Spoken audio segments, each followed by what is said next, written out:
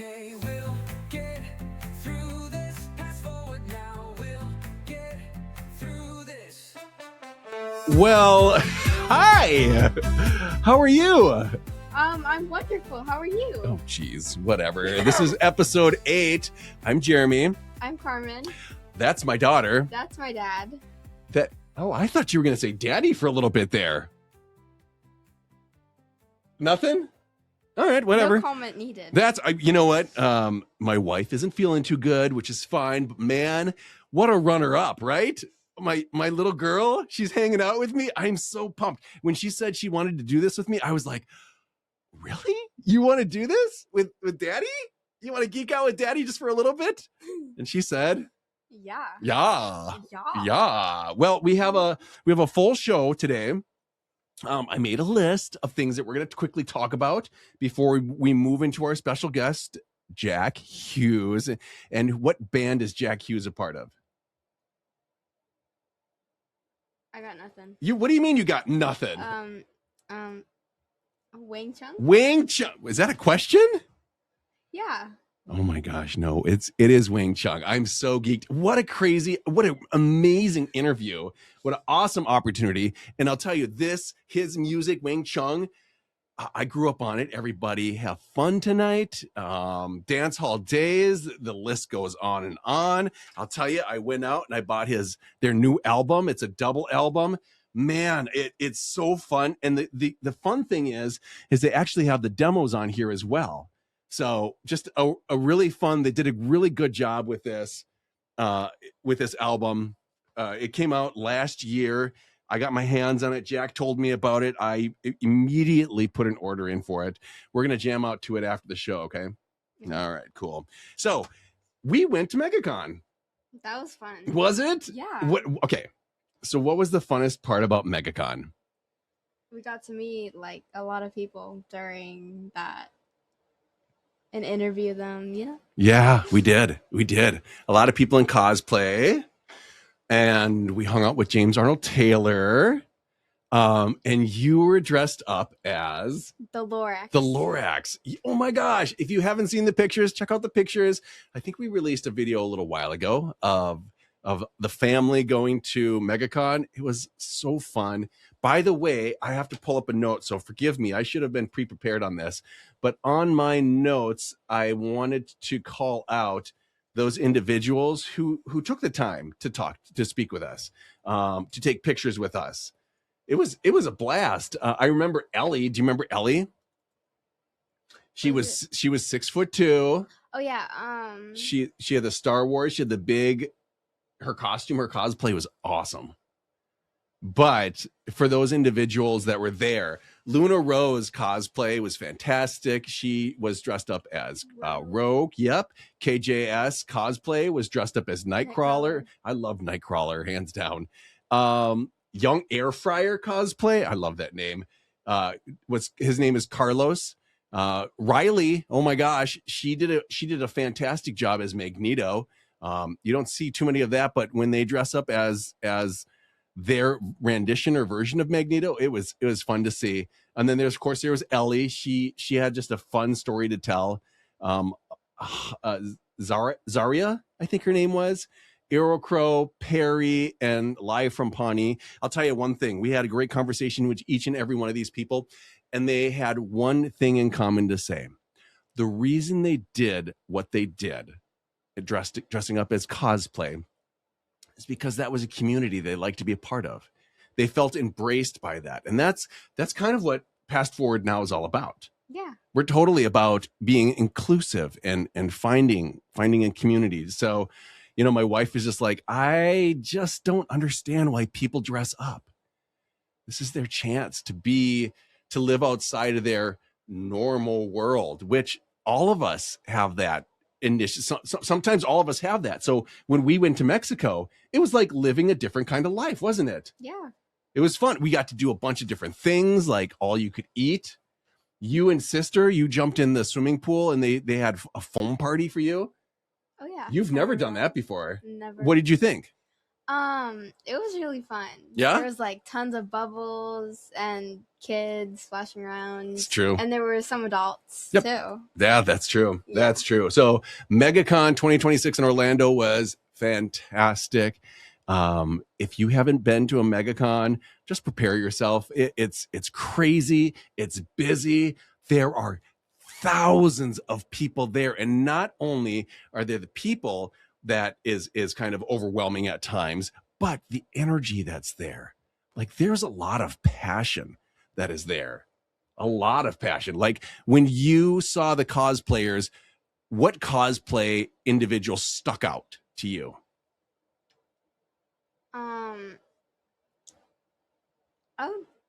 I saw some Lorexes. Okay. Stuff. Yeah. Yeah. And they talked to you, didn't they? Oh, they didn't. I remember some people said, "Hey, look, there's the Lorax." Yeah. That was funny. That was really funny.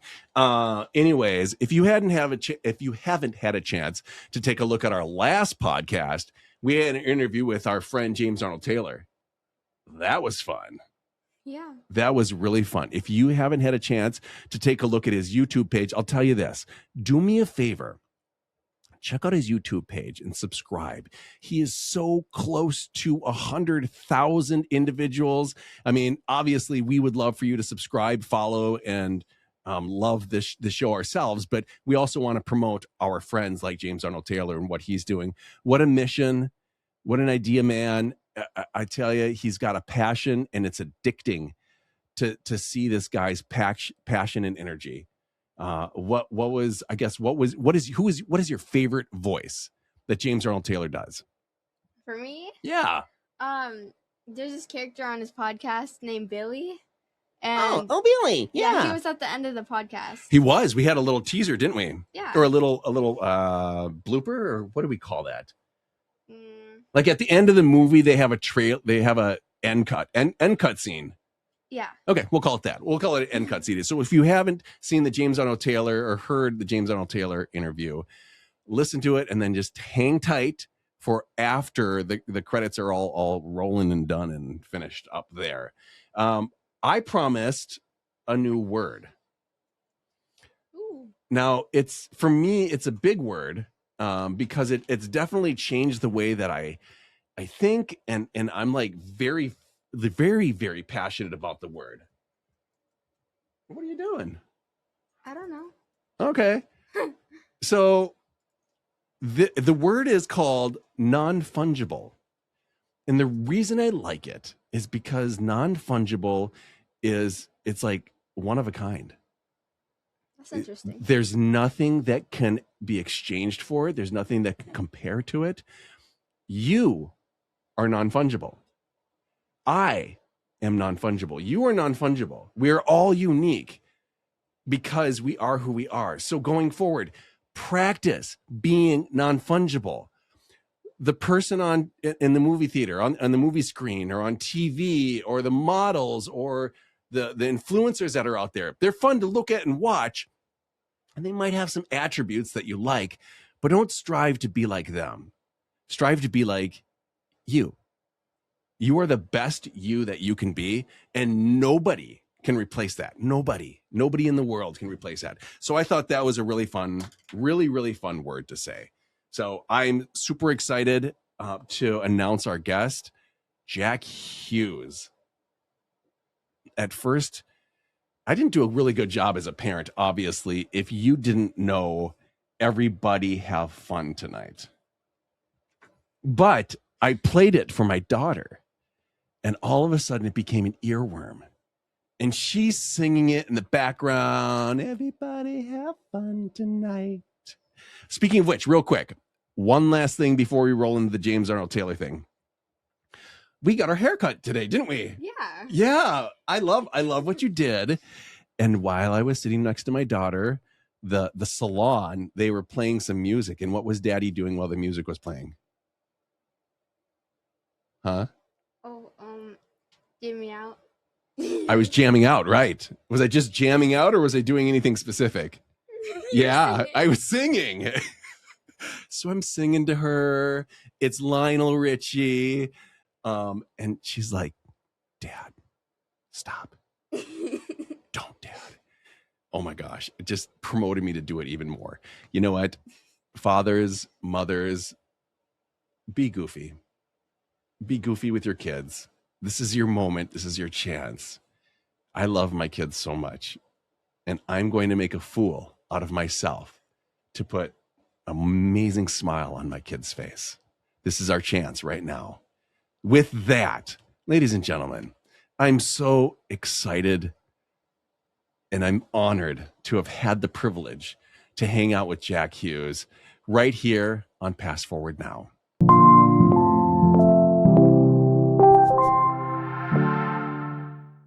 Jack Hues. Oh my gosh, buddy. I've got to tell you this right off the bat, because as soon as I was able to align with you, I instantly was transported back to Jingle Ball many years ago. You were on stage, and it's just like, you guys light up the room then. You guys light up the room now. You guys just got back from the I Want My 80s tour, which let's start with that, if you don't mind, because I get super geeky about some of the new things that are coming around. So share with me, what was that like? It was an unusual lineup in a way, because Rick Springfield and John Waite, who were the kind of principal guys, John Cafferty was also on the tour to begin with, and Paul Young later on as well, So 4-band lineup.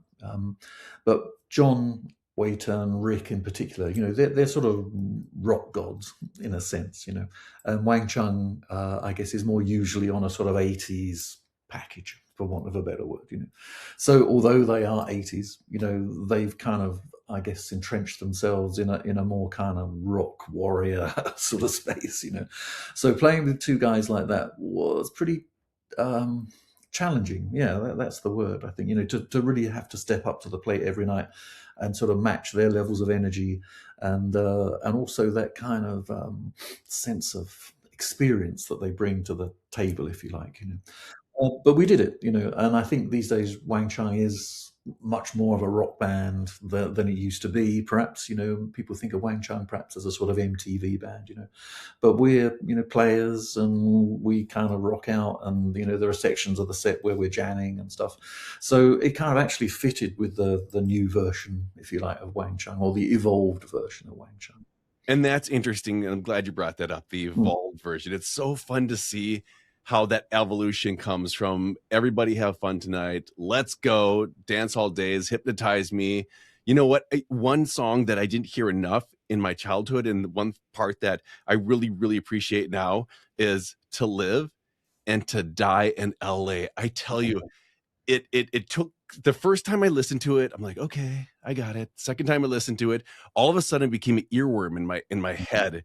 And I'm like, I'm really loving this. So if you don't mind, let's talk about the transition in the evolution from this 80s hip hop band to going into a soundtrack. It was a left turn for sure, but I guess in a sense, Wang Chung has this sort of pendulum swing between out and out pop-tasticness, and a more kind of introspective, slightly darker kind of feel. We released a double album this year of a sort of retrospective of our career called Clear Light, Dark Matter. And in that title, we tried to capture those two elements, So you have the frothiness of Everybody Have Fun Tonight. But even in that song, the middle eight starts talking about On the Edge of Oblivion and all that stuff. And the chords go into this quite complex set of, well, it's not exactly complex, but interesting set of changes. Do you know what I mean? And so we were always, I think, trying to balance the need to be accessible with a desire to kind of give our listeners more than they bargained for, But on the bigger scale, I think we did Points on the Curve, which had Dance All Days, Don't Let Go, and various other hits on it, and we were then faced with thing all bands face, how do you follow a big international hit? The record company just want more of the same. You want to do something different or move it on, and so we were struggling with that within the format of a the next commercial album. But out of the blue, William Friedkin, who was the director of The Exorcist and The French Connection, he was working on a movie called To Live and Die in LA, and he contacted us out of the blue independently and asked if we would be interested in scoring that movie, to which I said yes.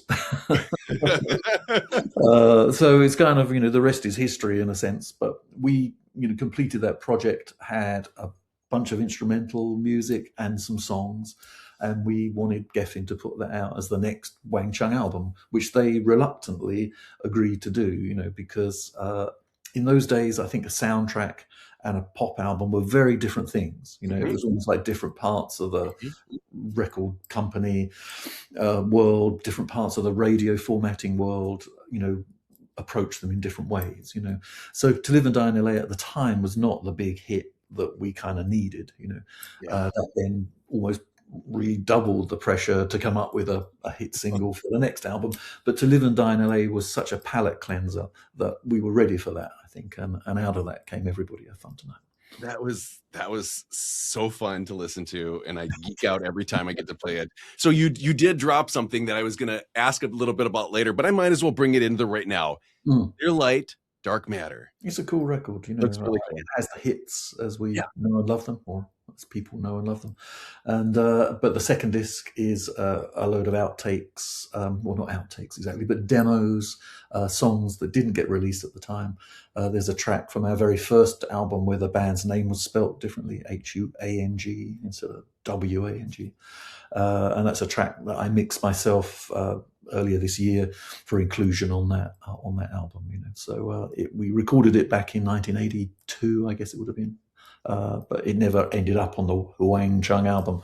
So it's heard on this album for the first time. It's great to bring something back, especially something that you put a little blood and sweat into and heart into. So that's always fun to see. So let me ask you this. Let's kind of go way, way back before like the fans started chanting Wang Chung, Wang Chung. What kind of trouble or where were your dreams at that point in time as an artist? In the very beginning days, I guess, unlike most other and maybe any other rock musicians, I went to music college and I really got into classical music, for want of a better term for it, but like sort of everything from Bach to Stockhausen, and so I sort of went off of the inevitable course I was on, which came out of listening to the Beatles and then progressive rock, essentially, so Yes, Genesis, Jimi Hendrix, Led Zeppelin, all those kind of pretty central bands, but always with a love of sort of American funk as well. And anyway, so I think for me in the mid 70s, rock music got pretty boring, actually, and so classical music was the thing for me. It was a massive territory that I just was standing on the edge of for the 3 years I was at university, but when I left the Royal College of Music, I guess I was a bit confused about whether to pursue a career as a composer, which was a pretty nebulous thing, still is really in that world, or whether to be a guitar player, which is what I sort of had been since I was 8 years old, and always saw myself in that world, So I got back into playing guitar and joined a sort of local band for a while, just to sort of figure out what I was going to do. But out of that, my thing with music was always writing. I liked playing guitar and performing, but it was almost like a necessary, not evil, but a necessary adjunct to being a writer. You had to kind of, show what you were doing to people. Right.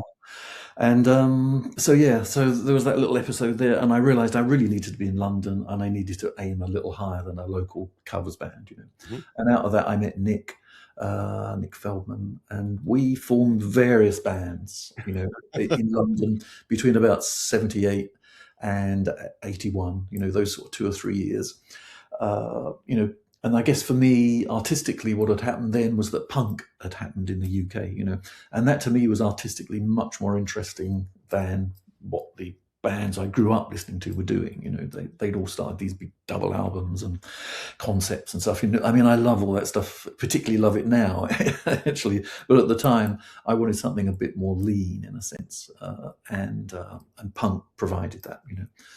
So Nick and I were sort of in this punk band together, and I guess, when you talk about how did I see it, it was always the writing that interests me, and I guess that was, growing up with the Beatles, um, much as all the kind of pop-tasticness of their appearance and, the fans and all that stuff was very attractive. What really interested me about them was the writing, and how a song like I Want to Hold Your Hand worked, in a sense, and certainly later on, how a song like I'm the Walrus worked, the illustrations, the kind of, I mean, I was speaking with Chris Hues day before yesterday, actually. Chris Hues produced Dance All Days, and he's worked with Tears for Fears and Paul McCartney, and major producer, but also a really dear friend, And we were talking about the Beatles again, about the new anthology series, the anthology series that's been like remastered, and we're talking about that. And I sort of said to him, this is the same conversation we had back in your flat in 1983 when we first met, So that still sort of goes on, So yeah, I guess the Beatles were always the core inspiration, and it was being able to write a song like I'm the Walrus or I Want to Hold Your Hand that was the sort of driving force, in a sense. So we talk about the Beatles, and I know Beatles were an inspiration for you to drive you to that next step, as well as your father, who was in the music industry as well.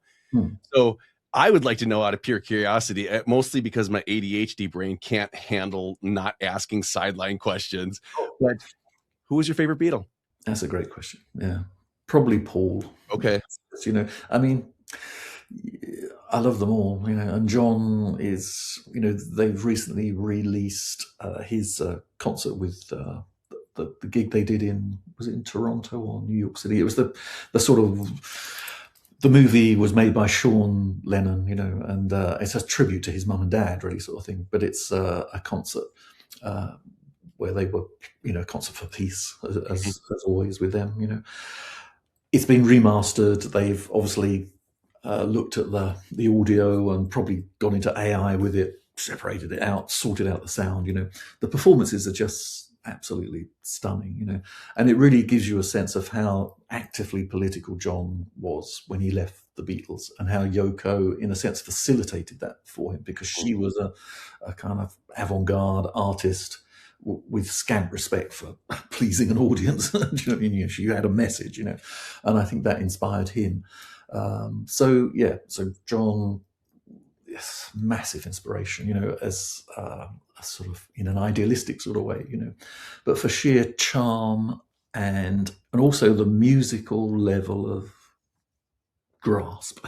Paul McCartney is unbeatable, I think. Yeah.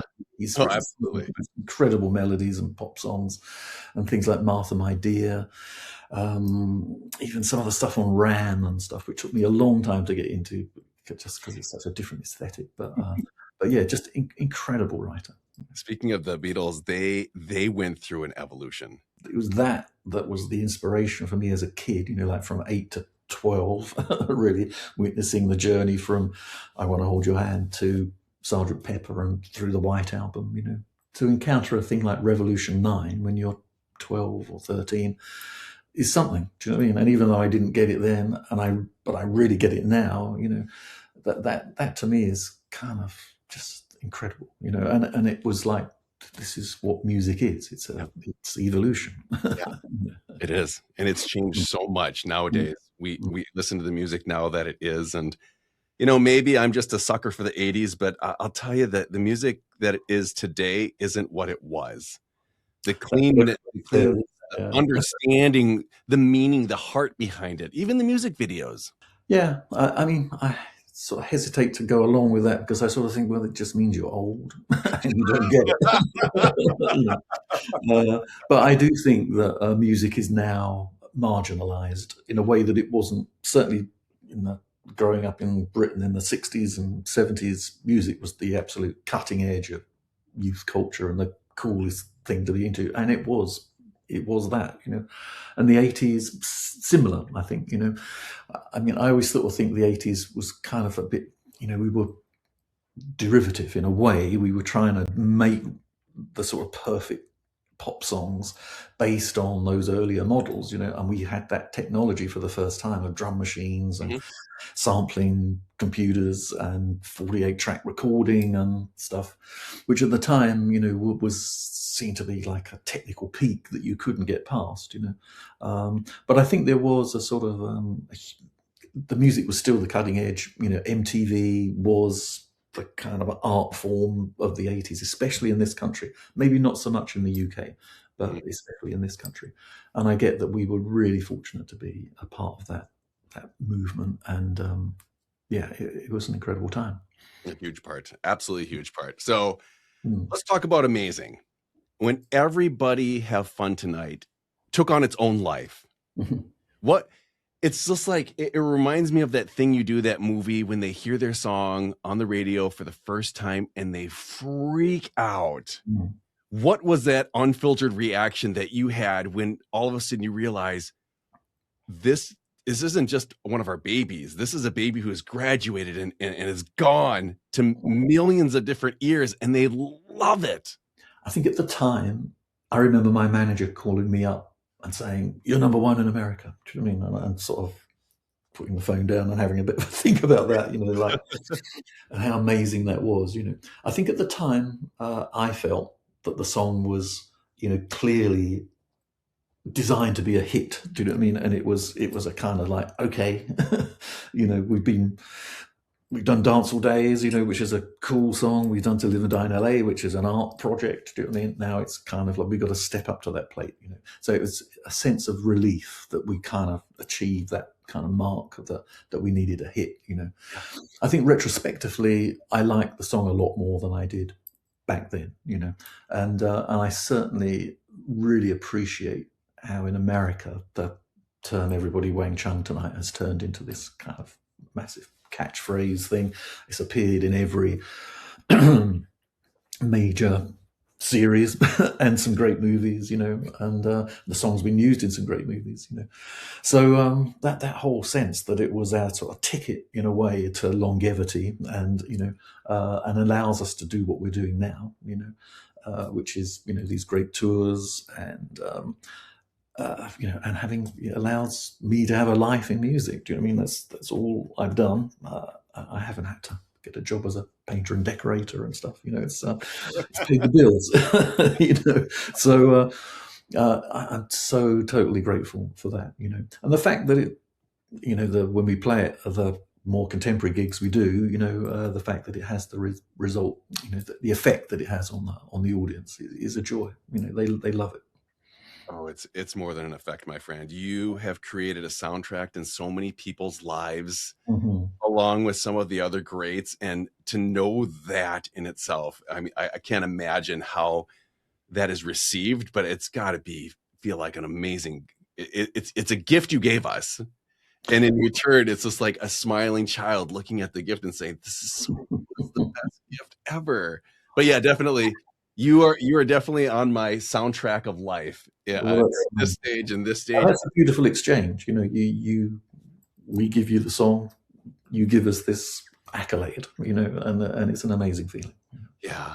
Well, the funny thing that you said was, and I'm sure you know this, but the U.S. created or Wang Chung as a verb. Yes. That is insane. And the verb means to have fun. Yeah, it's funny, because I think at the time, to put your name in the band's name in a song was considered a bit desperate, almost. You know what I mean? I never saw it that way. When we did it, it was kind of like an ad lib, really, and a placeholder that we kind of think up something more intelligent before, at some point, But it just stayed there, and it was clearly, catchy at the time, But I think in retrospect, as a successful business friend of mine said, it's marketing genius. Yeah. I don't have to wonder who wrote it. Yeah. So it's great, I think, and it's very much what Wang Chung, in a sense, like I say, it's this spectrum of possibilities, and the pendulum swings around it, at various times, and it creates a wide-ranging journey. And I think when we do the longer sets, especially, and we play more of the hits and range from Dancehall Days to Hypnotize Me to Space Junk to, you know, Everybody at Fun Tonight, then you know, it makes a really interesting ride for the audience. Yeah. So when success came knocking, what part of you just wasn't prepared for it? I guess I kept a pretty sort of low profile throughout it, you know. So success to me wasn't going to parties and kind of like doing all the sex, drugs, and rock and roll thing, you know. It was kind of, I guess, because I had 3 kids by the time Dancehall Days was a hit, you know, and I was sort of 30 years old when Dancehall Days was a hit, so I wasn't like a kid, you know.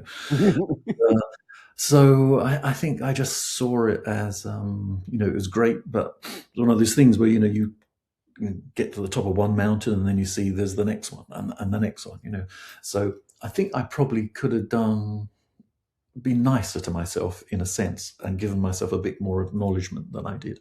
But I tended to sort of think, okay, next we've got to do this, you know what I mean? And it was just, I was quite driven, I think, to try and get to the top, you know. Of course, there is no top. You're just on this journey, and it is important, I think, to you know, the cliche, you know, smell the flowers on the way, you know, rather than just keep trying to get to where you're going, because that's you know, you don't really want to get to where you're going, you know. It's like you want to enjoy the journey. Let's take a look at the career as a whole. Which part of your career, if you were to put your career in chapters, which chapter surprised you the most? I guess that, you know, that period of the 80s was the most sort of roller coaster kind of chapter, you know. Yes, I mean, through the 90s, that was a bit of a sort of wilderness time in a sense, you know, not that it was bad exactly, but difficult creatively, because I think I was trying to figure out who I was in a way, you know, because I think in the 80s, you know, the record companies, and maybe it's the same now, you know, the record companies have a very strong hold on you. And there's a kind of, you know, what's the word, you know, there's a reason why all the 80s records sound the way they do, you know, which is part technological, because we're all using the same gear and stuff, you know. But the record companies were hard taskmasters, you know. You had to hit a certain mark, you know, and if you didn't, you were out, and there were plenty of other bands waiting behind you to sort of take the money and have their go, you know. So yeah, you had to sort of achieve within a quite constricted kind of way, you know. So through the 90s, it was kind of like, well, you know, that 80s music, you know, the music I really loved was like the Yes album and, you know, Echoes by Pink Floyd and, you know, Sly and the Family Stone and Chaka Khan and Little Feat, you know. So it was like, I think eventually I sort of got back to that in the 2000s. Well, in a sense, I guess the freedom that I discovered was in Miles Davis and his sort of my goodness, stuff from the early 70s, the electric stuff, you know, and in Bob Dylan, and in the way that he approached recording as a sort of spontaneous, free expression, if you like, you know.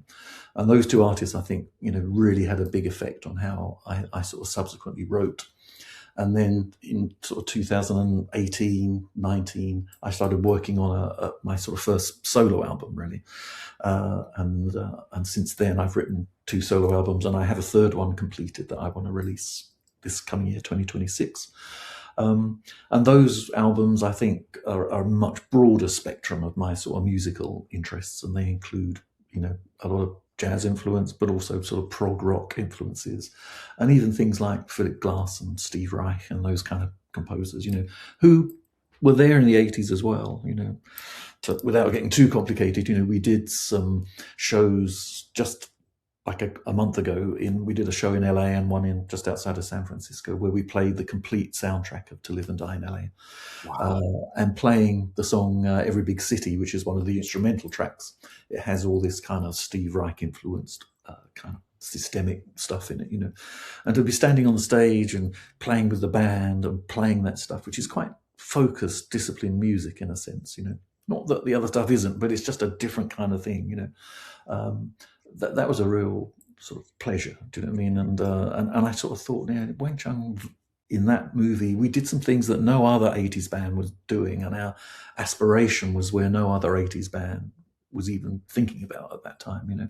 So I kind of felt very proud of that, you know. Yeah. No, I would too, for sure.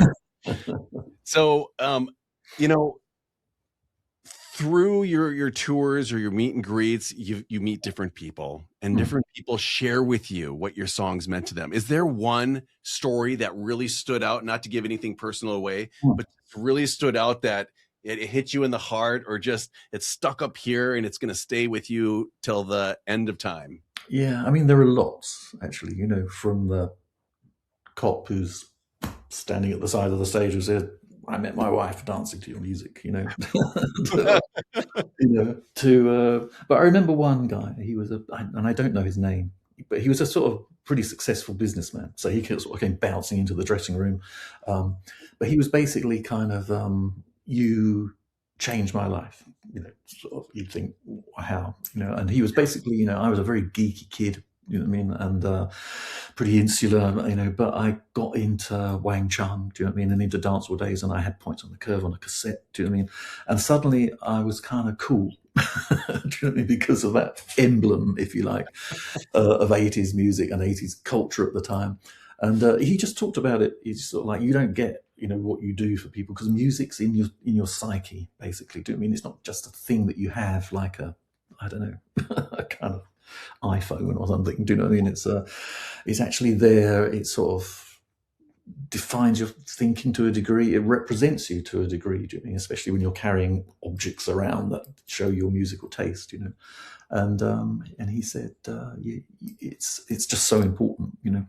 And I remember, I guess, you know, I don't think about, maybe come from the UK, you know, where music is a sort of a recreational thing, if you like, you know. I think in America it's more fundamental in a way, and I think, you know, people come out and see music much more, and they embrace it with curiosity rather than the sort of tribal thing that happens in the UK, you know. But I do get that it's a powerful, it's powerful stuff. Do you know what I mean? And it's not just something to dance to; it's something to think to, and it defines you in many ways. You know, They're linking music to with Alzheimer's too. well, that's an amazing. Is that not crazy? Yeah, it sure does exist in a bit of your brain that isn't used for other things. When you were younger, we all had these things that really pleased us, enjoyed. And as we grow up, whether it's being a father, my wife and I have 5 kids. It sounds like you have, there's 3 kids? I have 3. Okay, with 3 kids. Start of your being changes and evolves. What's one thing that excites you now that 30, 40 years ago, back then, you would have said, wow, you're such a nerd, or that is so weird? Well, with me, everything revolves around music, essentially, you know. So, I guess 30, 40 years ago, I didn't get jazz at all. Do you know what I mean? I don't know whether it was a sort of Freudian thing, because my dad was a jazz player, you know, and I kind of thought, well, that's his music, and you know, the Beatles and Yes and Pink Floyd, that's my music, you know. But I've come to really love jazz. And I guess I need to define it as, again, with these genres and stuff, you know, genres include a lot of crap as well as the pure stuff, you know. But I think of Miles Davis and John Coltrane, Charlie Mingus, Thelonious Monk, you know, and in the more modern set, Brad Meldau, you know, as kind of, their music is really inspiring, you know. And I think it's because it's played, you know. And when I listen to radio, which I do, well, to a fair degree, actually, because I now live in Austin, Texas. And so driving around, you know, we'll listen to one or several radio stations, you know. And so much of it is, even though it may sound like it's played live, you know, you can hear it's played by computer, the basic rhythm tracks are, do you know what I mean? Not that I've got anything against that. And God knows I've made plenty of records with computers. You know? Sure. But there's something about the kind of live playing, the spontaneity, the virtuosity as well, and the kind of honesty, if you like, of jazz musicians. It's kind of like, here's a saxophone and I'm playing it it's not all of it's great, but a lot of it is, and you just sort it all out for yourself, And I just love all that aesthetic. I really love. With jazz, it brings in a lot of brass instruments. Is there another instrument that you were like that you're at now where it'd be like it'd be kind of fun to pick up a brass or to pick up? I don't really feel that actually. Guitar is still a challenge, but I do think listening to Wynton Marsalis or Coltrane, the way they phrase on their instruments, you try and bring that into your instrument, and I don't listen to a lot of jazz guitar players, like John McLaughlin is a god, I think, but I'm not so interested in the others, but yeah, the sort of way brass players, wind players can phrase their instruments because it's based on their breath and so on, is very interesting, I think. No, I totally get it. When life throws you a curveball, what gets you back on track? What kind of helps you get that out of your head? And I know with being an artist in itself, part of that is criticism. An artist, and the other one is, you had mentioned it in it yourself, is the amount of pressure you put on yourself. You don't have time to stop and smell those roses. You just keep going and going and going. Yeah. But how do you get realigned? What is it that you do? Again, it's music. It's and I guess it's probably listening to a lot of Schubert or something. Back together, there's music is really like endless, and I think when you start getting into a composer like Schubert or Mozart or Bach, they're kind of like they make you realize that you're not even on the starting grid, really, with your musical thinking, So that in the past, I think emotional curveballs, I've turned to that, and that's really helped me through it, But I don't really have anything like going fishing or kind of walking in nature and stuff like that. I love art, visual art, hanging out at an art gallery in cities and stuff is cool, and I love going to the opera because it's so kind of, you get such an interesting slice of society in an opera house, and also those works, a lot of them, well, the stuff I go and see anyway, they're incredible, like works of art, kind of visual and aesthetic, and as well as the music, So I love all that, But my interests really are kind of centered around that kind of world, And it's a big world, to quote one of my own songs, But yeah. And other than that, I guess family is the thing. My kids are still very important to me. Well, of course they are. It goes without saying. But we have a very strong emotional bond and life bond, if you like. They're in their 40s now with their own children, so I have grandchildren. And I recently got married, and I have 2 stepdaughters, who I just call my daughters. So I guess technically I have 5 children now. There you go.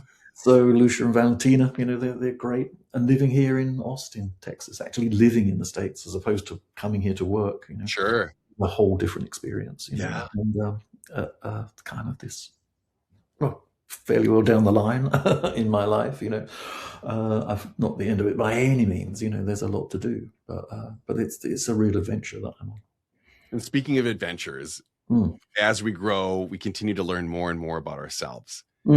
What's one thing that you're finding that's kind of blossoming and you're learning about? Look at that. I didn't know that side of Jack. Well, I suppose the subject that I'm really interested in these days is the UFO, UAP subject, and that's a very strong thing here, and the movie Age of Disclosure came out like about a month ago. I think that's a really important step in kind of bringing in a general cognizance of this subject. Steven Spielberg's got this movie coming out next year, which promises to be something really interesting, in ways that I think we're not quite expecting. So that subject, and also I guess what you might generally term the esoteric, really interests me. I'm a big fan of the author Gary Lachman. And Gary used to be the bass player in Blondie, but he quit fairly early on, I think, and went on to be a writer. He's written a lot of books about what you could broadly call esoteric stuff, and I'm reading his autobiography at the moment, which is really fascinating. So that area, I'm not a practitioner, but I'm fascinated by the subject, and the way that also relates to the UFO subject.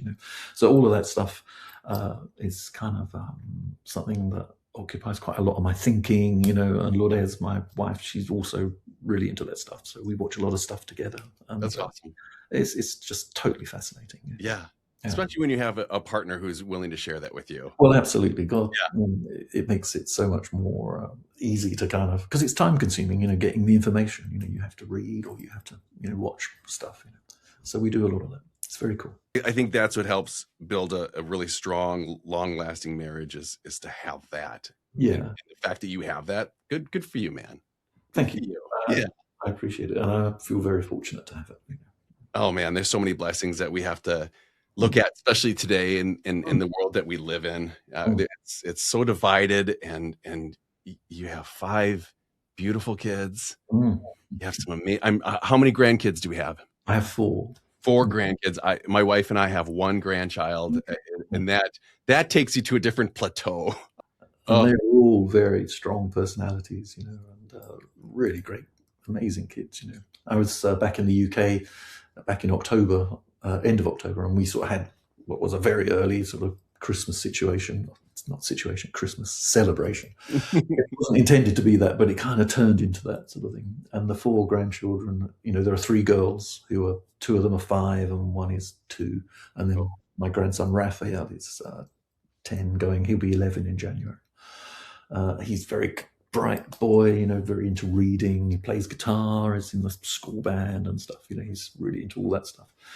But seeing the girls, they were just in the sort of hallway, just all kind of in this very conspiratorial little huddle. Do you know what I mean? I don't know what they were talking about, but clearly planning something. And I got that I was just this sort of old guy who sort of showed up. Do you know what I mean? And seemed to know where everything was, And it was just a really interesting thing to sort of feel that, this next generation were kind of, there they were, independently planning what they were going to do next, and I was there to witness it and just have a great time. I think that's one big step that I'm hearing that you're learning also, is that you're slowing down and you're taking the steps to stop and smell the roses and enjoy it. Yeah, certainly do that. Yeah, I don't think I'm slowing down. If anything, my work life is busier than it's ever been in many ways. But yes, to actually take a step back and look and enjoy everything. I think, and certainly when it comes to my family, I think maybe I've always been able to do that, and that's been the great thing about family, in distinction to Wang Chung, or my life as a musician, where it is more driven and there's more necessary compromise and so on. Not that that's a bad thing, that's all totally cool, but I think family life, you can just really take it in and just let it be what it is and love it. Yeah, absolutely. Well, Jack, I really appreciate your time, man. Thank you so much. I've enjoyed it. It's been a nice, wide-ranging conversation. So yeah, I hope so. Thank you for listening to Pass Forward Now. If you enjoyed the content, please like, subscribe, and share it with others that you feel it would impact. Thank you so much. We truly appreciate your support.